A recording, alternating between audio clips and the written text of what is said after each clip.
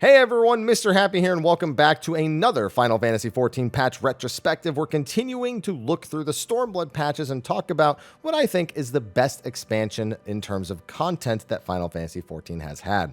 In the previous video, I got to rant on about how Ultimate changed the landscape of raiding forever and still had an impact into the game today. In patch 4.2, we don't get anything quite as exciting as that, but we do get to talk about a piece of content added in a sub-patch that I do think had similar repercussions, just not quite to the same degree. But we'll talk about that when we get to it. To start off, we have to cover all of the usual stuff. Now, something that I kind of let slip and didn't talk about in patch 4.1 was a change to the way that dungeons were being handled in Stormblood. You know, when A Realm Reborn came out, we basically just got 3 dungeons a patch, and then they stopped really doing that going forward. But going into Stormblood, they started doing it where they would do 1 dungeon on the odd-numbered patches and 2 dungeons on the even-numbered patches. So, while we get the usual main scenario quests, we get the usual side quests that are added in, we do get 2 dungeons in this one, and that of Fractal Continuum Hard Mode, as well as Hell's Lid. And where these dungeons are placed are fairly interesting. Fractal Continuum Hard Mode actually granted some closure to the Ixal Tribe quest, which is something that I really enjoyed. Meanwhile, for Hell's Lid, it was part of a side quest series, the trial series of Stormblood, The Four Lords. So they started actually including the dungeons as part of that, and it was a really interesting kind of almost side MSQ with the way it was treated. After going through Hell's Lid, you would then unlock the first Four Lords trial, in that of Byakko. Now, my first completion of Byakko, I fell in love with it immediately. The vocals of the song, the actual voice of the boss, the pacing of the mechanics, it was a really big breath of fresh air. Something that I feel like Shinryu was also, as I mentioned in the previous video. But also like Shinryu, that interest waned kind of quickly. I found that a lot of the mechanics created more tedium when doing the fight over and over again, and I really didn't feel motivated to do this boss much past the 10 times I needed to get a weapon. Not to mention that because of other content that had released in the patch, I really didn't get to do too much of this. You know, we stopped over to grab a weapon to go back to the Savage tier that we were doing at the same time. But yeah, I wasn't wild about this, but it's fine. I think that in terms of an extreme trial, Byakko does stand on its own 2 feet, and I think that the Four Lords questline, in the way it started here, was definitely a really great addition to the game. A lot of lore, a lot of story, a lot of things that we got to explore, plus a Final Fantasy XI theme that makes total sense to be here given the characters involved in that story. So overall, it gets a thumbs up, and most people tend to have enjoyed this, only noting a minor grievance with the fight itself, and only a minor one again if you're doing it over and over. That initial spectacle is still really strong.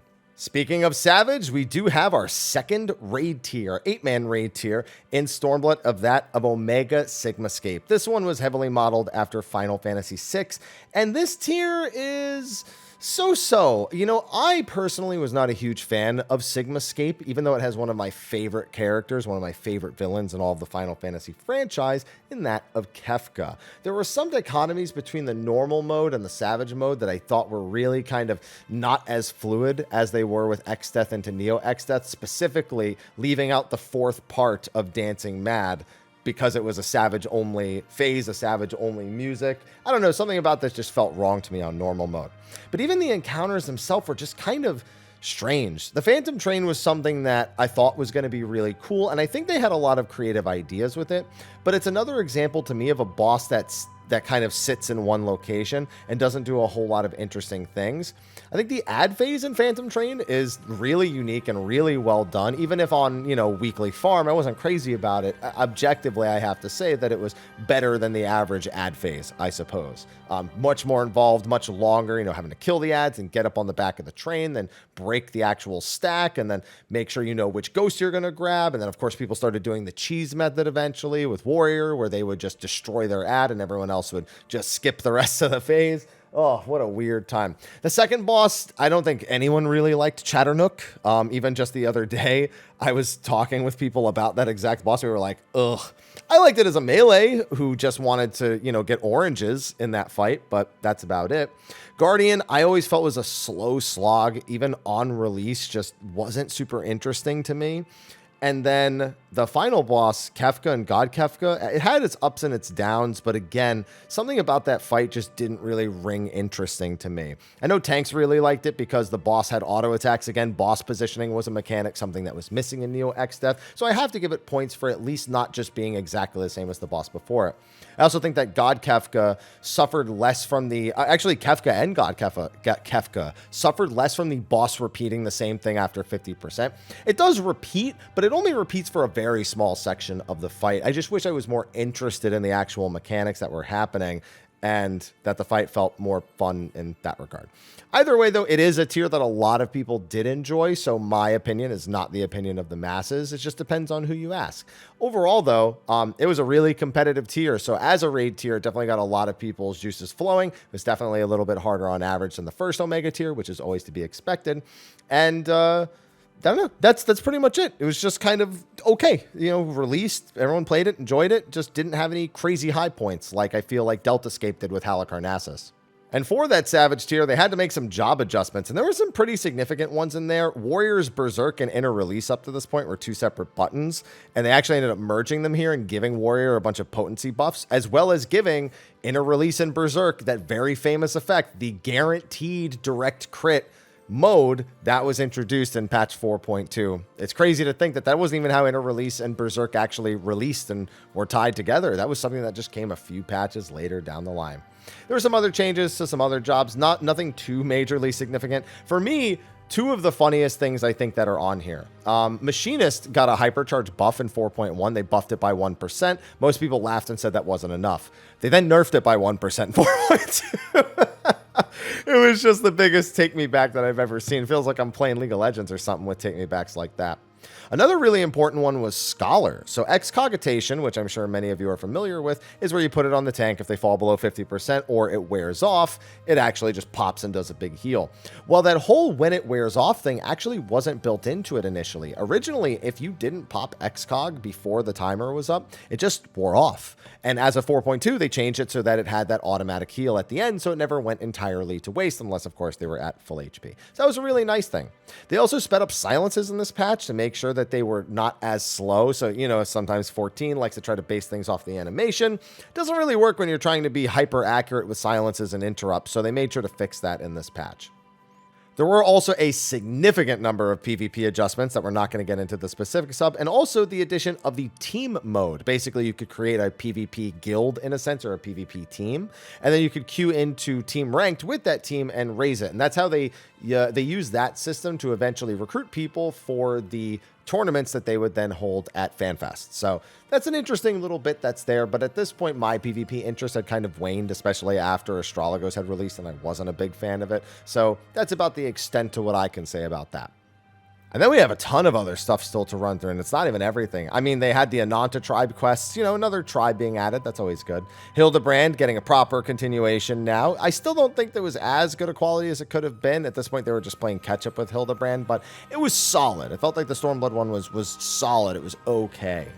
Then you had, this is a big one, the change for the main scenario roulette, for actually not even the roulette, for Praetorium and Castrum as a whole, where they were now forced to be full length, no skipping the cutscenes at all. Of course, people figured out they could disconnect and reconnect, and that would bypass the cutscene, or they could even change the language of their game to a faster language, so the cutscenes would progress faster. People will do anything to just try to save a few seconds, man. The fashion report was added into the game. That's really great. It's not like a super involved content, but it has garnished quite a few dedicated followers, I suppose. There are creators who every single week they're going to tell you exactly what you need for the fashion report. You can farm MGP with it. It encourages people to go get some new glam or discover glam they may not have known existed. So it does have that kind of core function beyond what it's actually meant to be, and that's nice. Also, a big one, sub voyages. Those have completely broken Final Fantasy XIV's economy, and that all started in 4.2. For those who don't know, subaquatic voyages can eventually be used to earn tens of millions of gil if you have access to them. Just takes a little bit of time to set them up. It's encouraged people to go make multiple characters and multiple accounts to get multiple houses, to try to do even more submarines, to bring in more passive income, and I feel like it's been really unhealthy for the game as a whole. So I'm not saying they should undo what they've done with subaquatic voyages, but I really think think they need to stop and look at what subaquatic voyages are causing players to do and do something about it, because it's just gone so far. Now, speaking of FC housing, they added additional housing wards, wards 13 through 18 for all of the housing areas. That's good, but as you know, never enough houses. They also had some other things here. Some are really insignificant. Elemental resistance effects were all removed. So like any potion or the actual stats on materia, we used to have elemental resistance materia. All that became null and void. So it was just, they changed effects or made it so that you could just exchange that materia to get rid of it. They raised, on the more significant side, they raised stacks, a lot of them up to 999. Huge update. Big fan of that one. They added more mounts to have flying. The Grand Company War Steeds that you could get from PvP, those can now fly. Oh, huge one. Glamour dressers and plates were patch 4.2. Crazy to think. I didn't even remember when that was. For some reason, I thought it was in Shadowbringers. Oh, so how bad my memory is with that stuff. Yeah, the start of Glamour Dressers and Plates, and in its rawest and least refined form, might I add, that started all the way back in 4.2. Oh, Duty Recorder was added in 4.2, huh? Yeah, that lets you record certain duties with a pre-made party if your party agrees to it. I don't want to talk about it anymore because it's terrible, and I'm disappointed to read that now, and now I'm sad. Another big one, Chocobo Saddlebag.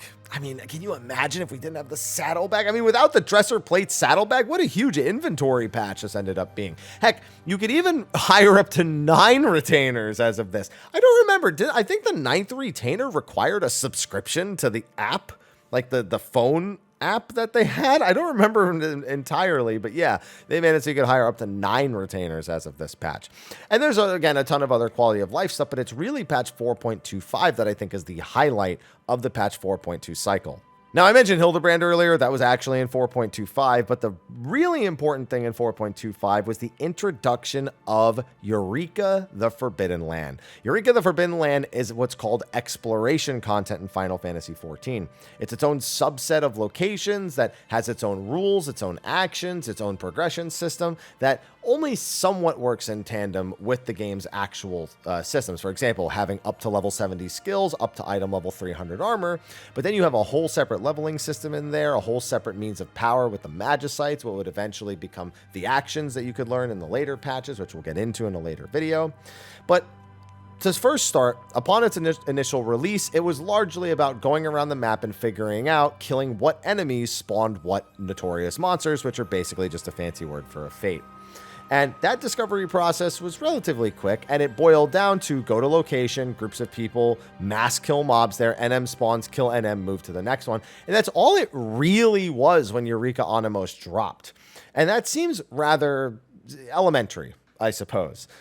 For people who are into these kind of large social experiences, who didn't need a hyper-involved grind and just liked being a part of this consistently large community event, it was kind of a boon. It was sort of like just joining into a giant chat room, and you could either be silent and observe everything or be a part of the kind of mad chaos that came with doing stuff like Eureka Animos.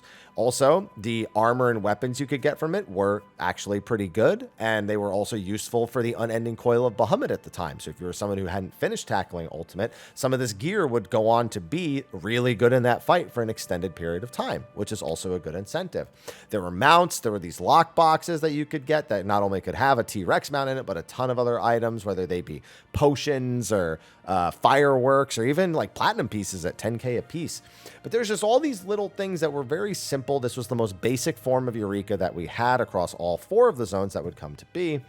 And I always found a great deal of comfort in Eureka Animos. I've mentioned it in other videos, but when patch 4.25 was releasing, I had lost my father. I was away and, dealing with that and mourning with that for about 2 weeks right after this had come out. So I didn't even get to go into Animos the day of, the week of. It was several weeks later before I ever got to touch the content. And by then, all of the kind of discourse and everything had settled, and the people who were still going through it were largely just grouping up and working together and creating that large social experience. And it was exactly the kind of thing that I needed at that time. It's one of the reasons why Eureka remains kind of dear to me after all of these years, even though I know a lot of people aren't a big fan of the actual structure of it.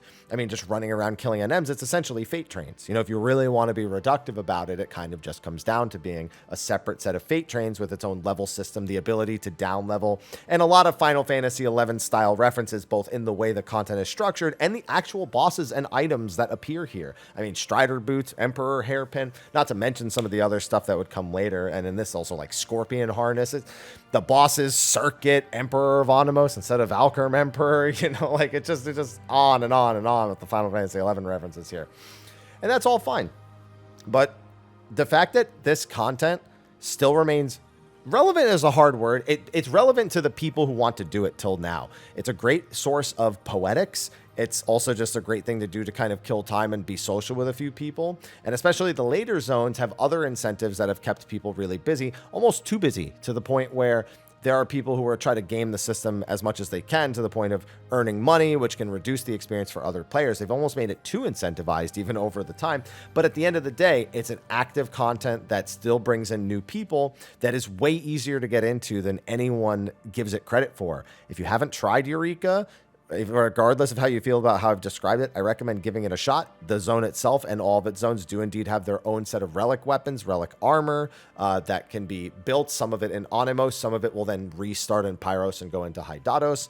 And I have a whole guide that gets through that. I can do it from an elemental level 1 character to the end, get raid ready for the big thing that's at the end in about 40 to 50 hours. And I know that for the average person, it's going to go longer than that. So it's a decent amount of content.